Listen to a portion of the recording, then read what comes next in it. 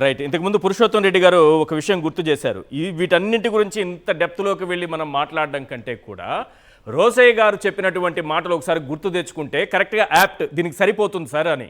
ఒకసారి రోసయ్య గారు ఏమన్నారు గతంలో చంద్రబాబు నాయుడు గారి గురించి, అది వింటే మనకు అర్థమైపోతుంది ఆయన రాజకీయ జీవితం అంతా ఎలా ఉంటుందనేది క్లియర్గా చెప్తారు. ఒకసారి వినండి. ఎప్పుడో 20 ఏళ్ల కిందట చెప్పింది, అది కూడా ఇప్పటికీ కూడా కరెక్ట్గా సరిపోతుంది. ఆ పదాలు, ఆ వర్డ్స్, ఆయన చెప్పినటువంటి మాటలు.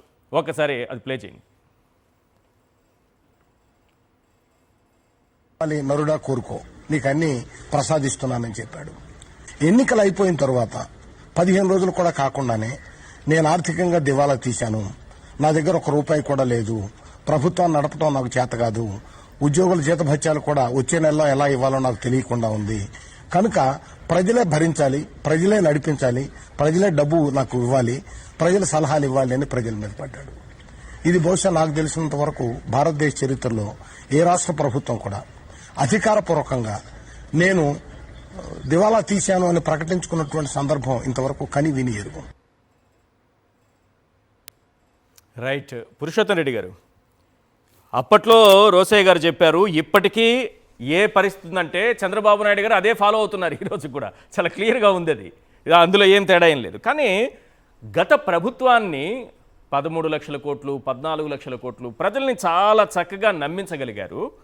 ఇప్పుడు చేస్తున్నటువంటి అప్పులపైన చర్చ జరగకుండా కూడా చేస్తున్నారు. తాను చేస్తున్న అప్పులు తీసుకొస్తున్నటువంటి ఈ అప్పులు అడ్డదారిలో తీసుకొస్తున్నదా, ఆర్బీఐ దగ్గరికి తీసుకొస్తున్నదా, ఇవన్నీ పక్కన పెడితే దీనిపైన చర్చ జరగకుండా కూడా చాలా చక్కగా ప్లాన్ చేసుకుంటూ ఒక డైవర్షన్ పాలిటిక్స్లోకి తీసుకెళ్ళిపోతున్నారు రాష్ట్ర ప్రజల్ని.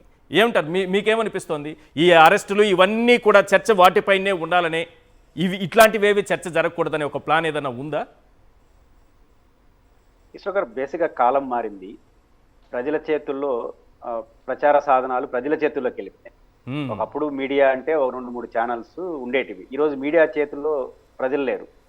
ప్రజలే మీడియాకు అనుకూలంగా మార్చుకోవాల్సిన పరిస్థితి ఏర్పడింది. ఇక్కడ సోషల్ మీడియా వచ్చింది. జగన్మోహన్ రెడ్డి గారు లాంటి వాళ్ళు సంక్షేమ పథకాల అమల్లో చూపినటువంటి కొత్త పద్ధతులు తప్పించుకోవడానికి వీలు లేనటువంటి సిచ్యువేషన్ వెళ్ళిపోయింది. ఇప్పుడు వెంకటరెడ్డి గారు చెప్పేట్టు ఆ పత్రికలో రాయాల్సిన అవసరం ఏమి లేదు. రాయకపోయినా ప్రజలకు తెలియదా? ఎందుకని పదే పదే వేరే విషయాలు చెప్తున్నారు అంటే కేవలం తప్పించుకోవాలని మాత్రమే కాదు, వేరే మెసేజ్ వెళ్ళిపోతాం సొసైటీలో. ఎందుకంటే సోషల్ మీడియా వచ్చిన తర్వాత, సాక్షి లాంటి ఛానల్స్ మనకు అందుబాటులో ఉన్న తర్వాత నేచురల్గా నిజాలు వెళ్ళిపోతాయి. అన్నిటికన్నా మించి జగన్మోహన్ నేను ముందే చెప్పాను, ఎందుకు చంద్రబాబు గారి ప్రభుత్వం ఒత్తిడికి లోనవుతుంది. రోసయ్య గారు చెప్పిన విషయాలు ఈ రోజు కూడా అప్రాపరేట్గా ఉంది.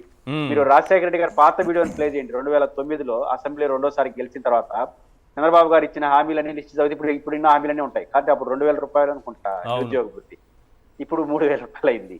కాబట్టి పాయింట్ ఏంటంటే నిరుద్యోగ వృత్తి, ఇంటికి ఒక ఉద్యోగం, ఇవన్నీ కూడా అప్పటి నుంచి వస్తున్నాయి.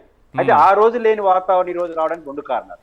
ఒక కారణం ప్రభుత్వ ఒత్తిడి కానీ జగన్మోహన్ రెడ్డి గారు చెప్పిన హామీలు అమలు చేసేవాళ్ళు మేనిఫెస్టోకి ఒక రూపాన్ని ఇవ్వడం, మేనిఫెస్టోని ఒక పవిత్ర గంధంగా ఆయన భావించి ప్రజల్లో పదే పదే ఇంటింటికి తీసుకెళ్లి తెలుగు వైసీపీ కార్యకర్తలను మేనిఫెస్టో ఇది అని చెప్పడం వల్ల మేనిఫెస్టోని చర్చనీయాంశం చేశాడు. మేనిఫెస్టోని నిరాకరించడానికి వీల్లేని పరిస్థితి తీసుకొచ్చాడు. మీకు గుర్తుంటే వైసీపీ రెగ్యులర్ గా చేసే ఆరోపణ ఏంటి, చంద్రబాబు గారు అధికారానికి వచ్చిన మేనిఫెస్టోని వెబ్సైట్ నుంచి తీసేశారండి. బస్తా ఇప్పుడు నేను చూస్తే మేనిఫెస్టో ఉంది, తెలుగుదేశం మేనిఫెస్టో వెబ్సైట్ లో, తీసేసే సాహసం కూడా చేయలేని పరిస్థితి.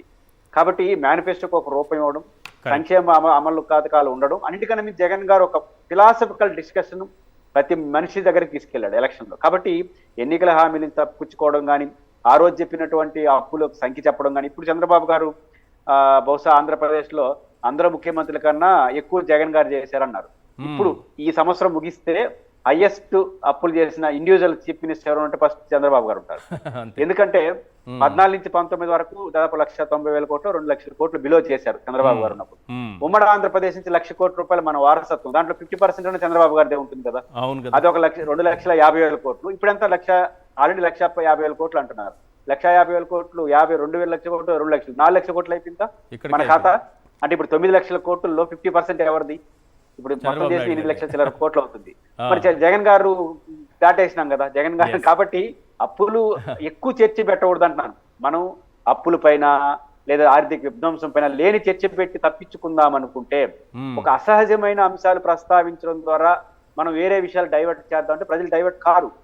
గతంలో ఇచ్చిన వాళ్ళు తెలుసు కదా, మీరు ఎన్ని పత్రికలు రాసుకోండి, నాకు గత సంవత్సరం అమ్మఒడి వచ్చింది, ఈసారి రాలేదు, మీరు ఎన్ని రాస్తే ఏమేంటి అన్నాం. ఆ తరగతి ప్రజలకి ప్రజల్లో లక్షణమ్మ అంత అవేర్నెస్ ఉందా సార్? అంత అంత అవేర్నెస్ అవసరమే లేదంటాను. నా జోబుకి నా ఇంటికి అర్థం కాదా? దానికి అవేర్నెస్ కావాలా? ఓకే. లాస్ట్ టైం నా ఇంటికి 15,000 వచ్చింది, ఒక రైతుకి 13,500 రూపాయలు వచ్చింది. ఈసారి రాలా, దానికి అవేర్నెస్ ఎందుకు అంటాను. అవును. కాబట్టి ప్రాక్టికల్ అదే కదా ప్రభుత్వం భయపడతా ఉండేది. ప్రభుత్వం ఇవ్వననకుండా ఇస్తాననకుండా ఎందుకు? లాస్ట్ ఇయర్ 5,000 కోట్ల రూపాయలు బడ్జెట్ లో చూపించారు అన్నదాత సుఖీభావకి, 1 రూపాయి ఖర్చు పెట్టాల. కారణం డబ్బులు లేవు. 20,000 కోట్ల రూపాయలు తగ్గిపోయింది. ఈసారి కూడా పెంచారు, ఖర్చు చేస్తారో లేదు తెలియదు. కాబట్టి సంక్షేమ పథకాల విషయంలో తెలుగుదేశం పార్టీ ఇచ్చిన హామీలు అన్ని విషయంలో గుర్తు లేకపోవచ్చు ప్రజలకి. నిరుద్యోగ భృతి ఇట్లాంటి కొన్ని ఉన్నాయి కదా, ఆడబిడ్డ నిధి, ఇవి గుర్తు లేకపోవచ్చేమో గానీ జగన్మోహన్ రెడ్డి గారు అమలు చేసిన సంక్షేమ పథకాల నుంచి వైదొలగడం ప్రభుత్వం తరం కాదు. కాబట్టి దానిపైన అది అనివార్యంగా ప్రభుత్వం ముందుకెళ్లాల్సి వస్తుంది. కాబట్టి ఈ ఆపసోపాలు పడుతున్నారు. అదేదో నిజాయితీగా పడండి, మేము ఇంత చేయలేమని చెప్పండి, అది పరిష్కారం తప్ప మనం ఇచ్చిన హామీలు మనం అమలు చేయలేకపోకుండా ఆ హామీలు సాధ్యం కాదన్న వ్యక్తిని ఎత్తినేయడం. సమస్య ఏంటంటే జగన్ గారు పథకాలు అమలు చేస్తూ కానీ మీరు అమలు చేయలేనంటే కొంత అర్థం ఉంది ఈశ్వర్ గారు. జగన్ గారు సాధ్యం కాదన్న హామీలు మీరిచ్చి నువ్వు సమాధానం చెప్పని ఆయన అడుగుతున్నారు. ఇది ఎక్కడ సోద్యం? కాబట్టి ఇది ప్రజలు విశ్వసించరు. కానీ ప్రభుత్వం నిజాయితీగా ఒప్పుకుంటే కొంత అర్థం చేసుకుంటారు ఇది పరిస్థితి అని. కాబట్టి దానికి భిన్నంగా పోతే ఈ విన్యాసాలు ఇవన్నీ ఇంకా చాలా కాలం చూస్తాం. కానీ మీడియాలో రాయకపోతే లేదా వాళ్ళు చెప్పకపోతే నిజాలు తెలియకపోవడం అనేది జరగని పని.